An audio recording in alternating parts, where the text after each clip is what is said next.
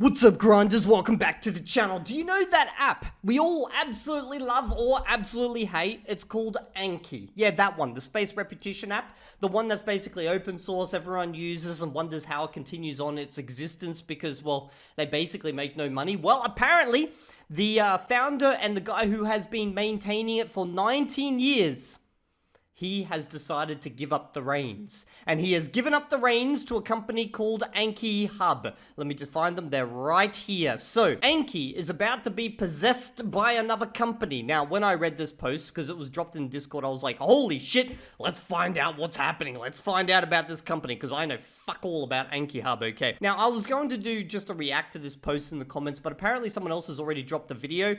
So, I'm a guy who likes to help other YouTubers, especially smaller ones. So, let's watch this guy's video. But I'm going to say I have sped him up, and he's a bit hard to understand at times, obviously non-native English speaker, so I've got subtitles on, but let's do this, and I'll give a summary if I need to. You have heard the news. The Anki creator, Damien Almes, is stepping down from leadership, and it's leading this to AnkiHub, the company. You may have known that by Ankiing, the shared deck for medicine school, and AnkiHub with the add-on and so on. So Anki, for those who don't know, is massive in the medical community. Like, it's used a shite ton there. Obviously, I don't have a medical background. I'm a developer, so I don't know anything about how it's used over there. I just know that medical students use it, like, insanely. Out that I'm not just a random guy on the internet. Even though you have no clue who I am, most likely. First, I have worked with them for longer than 2.5 years in AnkiHub. And turns out I have been an early adopter of Anki. And for me, it's been 16 years. Okay, so I've used Anki probably for about 13 years. He's worked with the company that's going to take over AnkiHub before for 2.5 years, okay? So now I'm starting the 17th year, my 2 cents year, as someone who has seen the dynamics, how this has changed across the years. It's been more than a decade. And I also have some knowledge about the company, AnkiHub, that obviously I'm not going to share the details, but hey, I know them. I have worked for more than 2 years. I have some idea of how they work, if we can... He's gonna have to give us more details than he just worked for them, otherwise you're basically exactly like everyone else. Give us the goss. Tell us behind the scenes what's going on. Trust them and so on. So then in this video, I'm going to do the short version, just straight to the point. And most likely what you want to know, that is what will happen from now on. Just to let you know that I am on the credits, and I have been here for like... Okay, so he's an actual dev on Anki. Okay, now this is getting interesting. 7 years or so. So I feel like I'm part of the project as a contributor. So I'm not a member. But hey, it's been a very big deal for a very long time. Well, yeah, you're definitely part of the project. You contribute to the code, you credited. 15 years. So how many people could say they have been using Anki for longer than I did? Or for more than I did as an quality of reviews? That I did more than 7 million that I keep track of. On top of that, I also worked with AnkiHub. This is when I joined, 281 weeks ago. Oh my God. And basically it was 2020 until 2022, by the end of 2022. So about 2.5 years-ish, I was on the team. So when I moved on. Okay, before we let him continue going forward, I want to stress why I want to do a react to this, because like you have a single developer who's been working in an open source environment on this application for quite a while now, and now he's handing over the reins. I'm kind of curious to see how he's handing over the reins, like what's actually stated here, but to a company that's going to take over. Now, we all know what happens when a company generally takes over a project. They need to become profitable.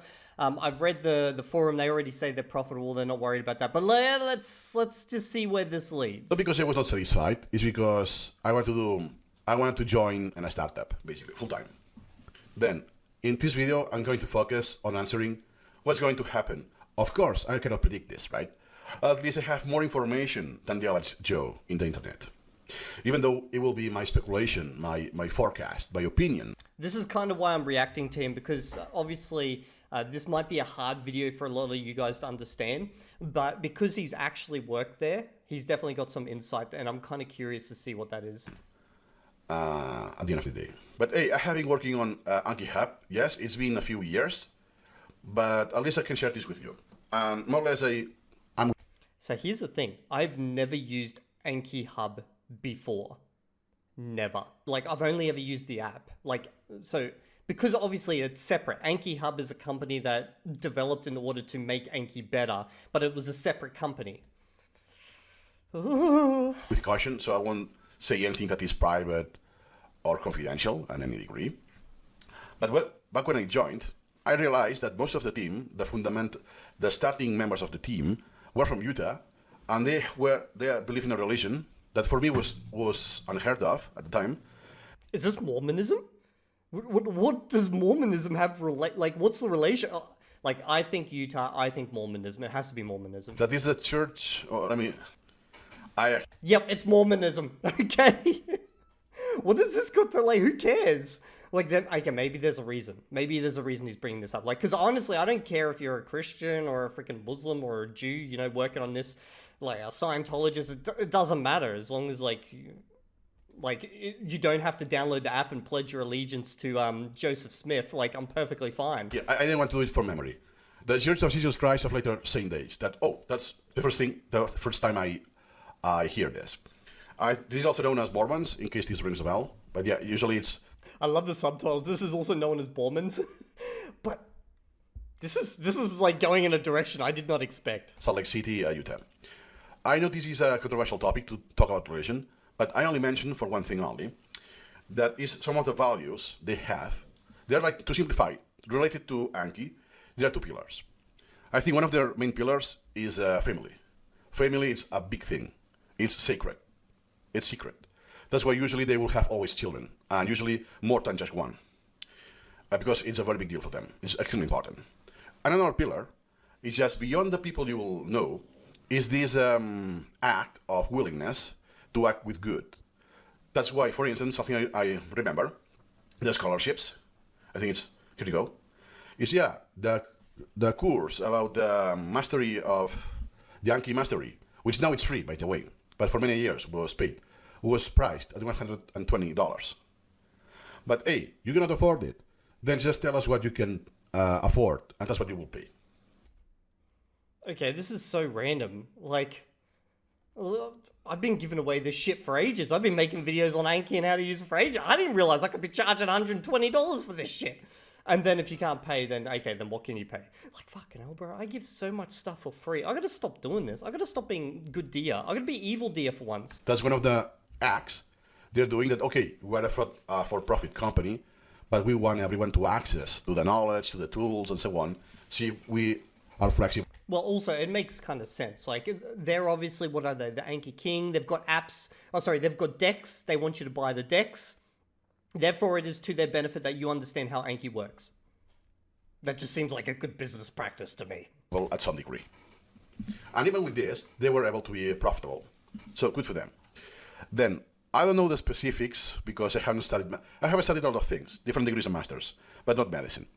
And I know that, yes, you had the Anki collection, the Anki deck, that then they kind of pushed you to go to the AnkiHub and pay to get the latest version at some point. But yeah, if you want to be... I can understand people selling decks, by the way, unless they're fucking AI-generated decks with no contribution from the actual authors. But, like, if it's one that's been designed around a medical course, someone's actually gone through, used it, they know what needs to be in there, what you need to learn, then that's fine. I've got no issue with that. It's just there's been a lot of Anki decks as of recently where people are just literally just AI-generated. Profitable, you have to push at some degree to create leads, members who pay. Okay, what is this he's sharing? Let's be clear about one thing. Threatens its core promise. Okay, what hub is this? This is on Anki. It's not certain that AnkiHub will turn Anki into a paid or lockdown service. No paywall has been announced. No forced subscription exists today. This is not an accusation of bad faith, but pretending there is no risk is just dishonest. This is true. Obviously, they have not made any like claims around this, but it just kind of reminds you of the old Duolingo thing where education will always be free. Really? Right. So then going back here to the article is, hey, yes, why do Elmes think it as the best choice? First, they have been here for a while, and it's a team, and it's something that has been gradual. Okay, so why is the guy who's founded basically Anki, or worked on it for 19 years, willing to hand it over to this other company? This is the question we're about to answer right now. Before I let him read this and we find out why he thinks it is, the guy's been working on it for like 19 years, basically free for the most part, okay? And he's just tired of fucking working on it. If I was him and you're going to hand it over to a company, I'm assuming I'm going to get some shares in that company. 100% okay. Like, maybe that's just the dirty capitalist in me, but I'm going to be like, okay, fine, I'll hand it over. I'll hand over rights, okay? I built up this massive community. I don't want to work on this anymore, but you got to give me some fucking shares, bro. Like, I got to know that I want enough shares that I've got some voting rights so I can actually step in and stop certain shit from happening if I don't like it. And then obviously make money. After all, I built it. Why not? Not that, hey, let me help you with this, or we will provide a backend with AnkiHub. But that now it's built in with Anki. So if you go to the options, it's built in now. AnkiHub in third-party service. For many years, more than a decade, that wasn't a thing. Really? I did not know it was even built in. There you go. That was unthinkable to have this, because Damien was very rigid with this. And that makes sense, because A, Damien says that he is overloaded. It's way too much. Even himself, that has an expertise, that he remembers everything from the past and so on, and is very efficient, it's not enough. Therefore, you need more than a member. You need a team effort. And they already did this. On top of it makes sense, because eventually you're going to want to have, like, a team doesn't necessarily mean company. You could have teams in different ways, but like, it makes sense. You're going to want to have, you know, for the different types of phones out there, you got Android, you got iOS. And by the way, it's not just Android and iOS. It's Android and then the various versions of Android, and then iOS and the various versions of iOS. And then you got the computer support, Linux support, Mac support. Like, it can grow exponentially. That they have a track record that for many years we provided this for free. There's a free tier in AnkiHub. Yeah, it's limited. Or they provided some value for a long while before they monetize it. That you have the deck for free for, I don't know, a few years, and then you start monetizing. Yes, there's the other side of the coin, that some contributions were free from other users, who is part of the package that they are selling. Yeah, it's not black and white. There's some gray area. But here, I'm also not... Wait, is he saying that AnkiHub was getting free contributions from users and then they monetize that shit? Is that what he's saying? That's kind of like what happened with Duolingo, but the way they got around that once they decided to, you know, stop using volunteer teachers is they basically bought out every teacher for a symbolic amount. And if you didn't agree to have your rights for whatever you worked on bought out, then they would just not use the course anymore, which obviously if you're a teacher and you've spent a ton of time building a course out for free, you don't want it to disappear, so you're just going to accept that symbolic amount. Going to discuss this. I'm only going to focus on the big picture. Then, knowing them, as my own experience as an employee for 2 years and something, I could not say anything bad. So nothing to complain. I quit because I wanted to join a startup just because of this, and I couldn't do both at the same time, basically. Or I could have continued, to be honest. Therefore, since I have this, of course I'm not going to tell you the details, hey, I do trust them in the sense that I'm pretty sure they will have a free mode, a free tier guaranteed. My best example could be Notion. Notion, yes, it's software as a service. Okay, you don't own the data, blah, blah, blah. But in the sense that, hey, the Notion free tier, it's pretty damn good. You are limited to use AI or the graphs and here and there. I use both. So I use the paid tier on my job and the free tier as a personal use. So I'm very knowledgeable of what is paywalled. And okay, you know what my concern is here is that basically syncing is definitely going to get paywalled pretty quickly. Like, I've got the iOS version. Like, I've never even bothered to check this because it was always just for the most part free, except for the initial purchase of the iOS version. But I can see this as certain features getting paywalled eventually. What's not? Because I use both versions. And oh my god, it's pretty damn good. So I'm pretty sure that whatever it happens in the future, even if there's a premium version or a subscription option, there will be the free option that for the average guy is more than enough. No worries about this. Another thing that they did is that they reward people who are already in the community. That they were add-on developers and they hired them. Hey, you want this to be as your hobby? Hey, now it's your real job. Yeah, that's not really rewarding them, though. That's just a smart business choice. Like, if you've got people who are already working on your application for free, and you need experienced personnel to work on something that they necessarily may not want to do, but they need to know the code base, and you just hire those guys. Like, that's not, hey, you've been such a good little minion, here you go. That's like, I am a business owner, you already have experience with this application, come on in, work for me for a bit on this thing that I actually need, and then you can go on your merry way. Like, that's just smart business. David Allison, I remember he was contributing with the Anki Droid version for many years. He had the Patreon, and I remember that for months or even years, I guess, he had like coffee money, like $30 or $50, or just at the beginning $5 or $10, and he kept going and going and going. And it's not like someone else, no need to mention anyone in particular, that hey, I'm contributing to the project because it's open source and it's a portfolio that then I can use it to get hired. And once I get hired, you haven't seen me enough, because the purpose was to create a portfolio. Was not, well, and they wanted to contribute to this in general. This is very true with open source projects in general. Like, this is good for building up your portfolio. It's in general, okay, like, I've worked on open source stuff before, and once you get hired and you move on, you start making money, you just don't have time. It's not because he probably doesn't want to, but for those who are curious, like, the iOS and the Android versions, they're kind of like split separately. I believe the Android version's actually free, as he was saying, and then you could donate if you want. Well, the iOS one, you had to pay. I mean, they were users of Anki, right? But there was a second layer. This is different. Then I will trust this guy. I exchanged some comments here and there in the community, but not in a professional level, because I didn't contribute in the code level in the Anki Droid. But I will trust this guy. Why? Of not what he has said, is what he has done already. Like, for instance, the channel you're seeing now, Plausible Learning, I covered Super Memo for a very long time, absolutely for free. And I have done what you see in the Anki course or channel, 20-fold, because the software is a lot more robust. I have no idea what he's talking about. He's obviously worked on some other project. Obviously, to anyone who's not within that space, we have no idea what he's talking about. But basically, essentially saying he trusts this David guy just based on his actions as opposed to his words. And you have the entire flow, not just the flashcards. And hey, I can tell you whatever you want, but you have the proof that there are hundreds of hours for free and courses available for free in my channel.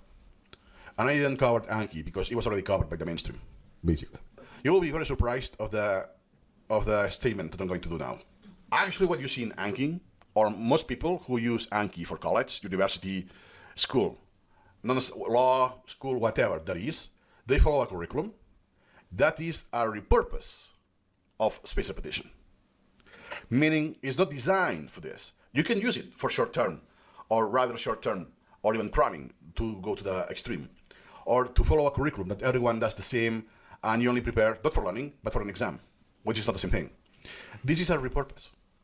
The original space repetition was designed for self-directed learning. This is why I always talk about on my channel that if you use Anki, you should build it out yourself. It's based on knowledge that you picked up, you've learned, you've specifically learned in context, and now you're generating cards out of it. It's why I'm not a big fan of like these pre-made decks. Learn what you want and what you need, basically.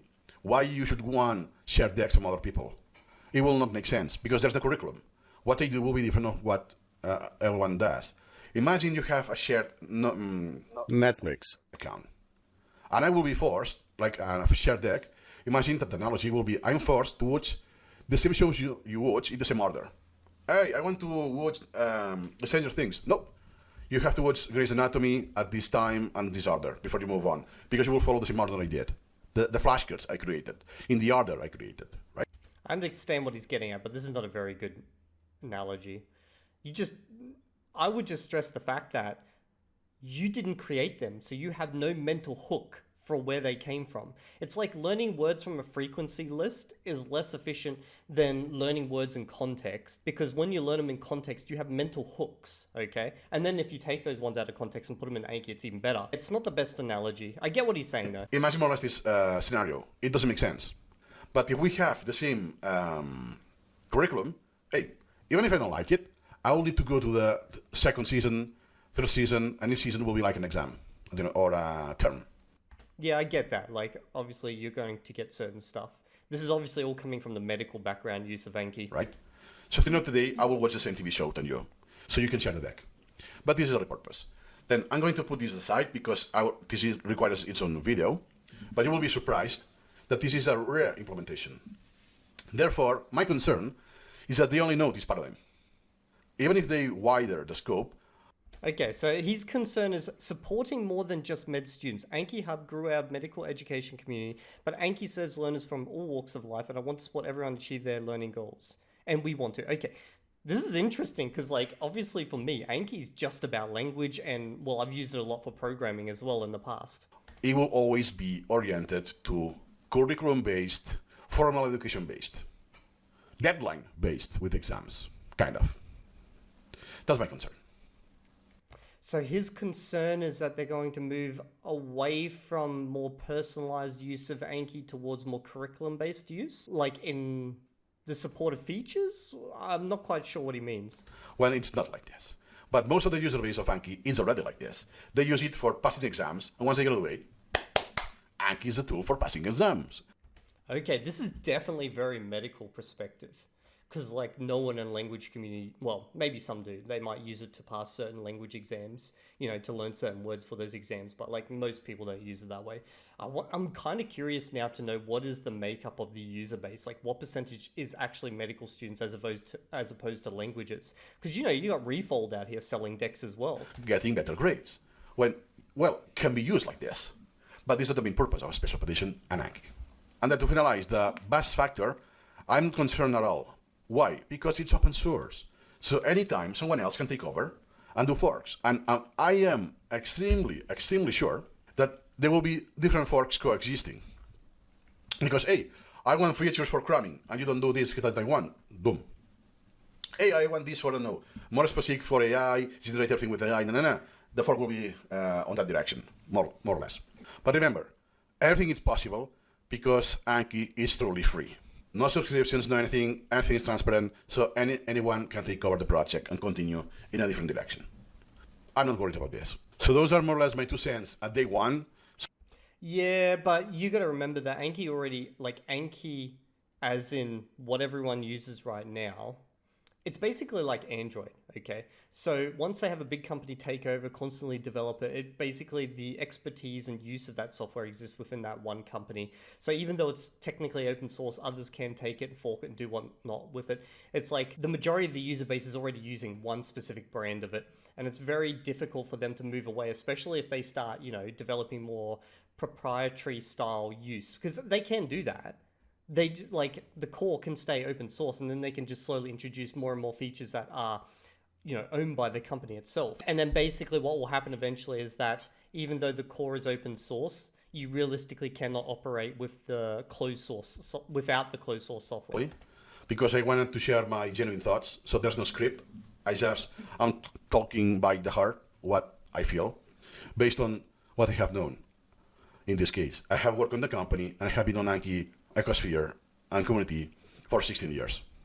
It's a big deal. If you see, I'm not preoccupied at all, because my main worry, it's something that I already mentioned, that people are misusing special petition. That's my worry, and I know that it will continue with Anki. So my main worry is something bigger, that changing, being Damien on leadership or not, is not going to change it.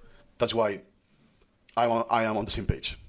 And one last thing is that I'm pretty sure that Damien doesn't receive the credit he deserves.